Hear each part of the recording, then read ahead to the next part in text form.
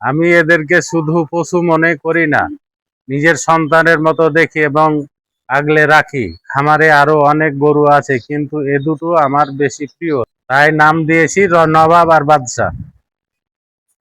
আমি এখানে শ্রমিক হিসাবে কাজ করি। এই যে নবাব আর বাদশাকে দেখতে আসে মানুষ দূর দূরান্ত থেকে। তো আমরাকে অনেক ভালো লাগে, শান্তশিষ্ট অনেক গরু। নবাব এবং বাদশাকে দেখতে এসেছিলাম এবং দেখে অনেক ভালো লাগলো। আমাদের চাপাই জেলাতে যে এত বড় গরু আছে, এটা আমাদের ধারণার বাহির। এবং ফারুক ভাই উদ্যোক্তা, তার খামারে এত বড় গরু আছে, তারও ভালো লাগছে এবং আমাদের এলাকাবাসীরও অনেক অনেক ভালো লাগছে গরুগুলো দেখে। ছিলাম ফারুক ভাইয়ের খামারে, দুইটা বড় গরু আছে। গরুগুলোর নাম দিয়েছে নবাব এবং বাদশা।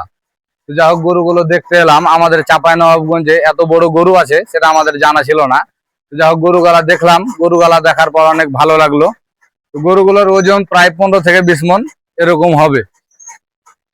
আমি এখানে শ্রমিক হিসেবে কাজ করি এবং নবাব আর বাদশাকে বহুত আদর সাহস করে আমরা যত্ন করি।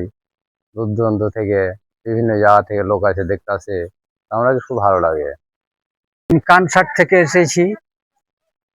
এই খামারে যে নবাব আর বাদশা নামে দুটা গরু আছে, চাঁপাইনবাবগঞ্জ জেলায় কোনো খামারে এত বড় গরু দেখি নাই।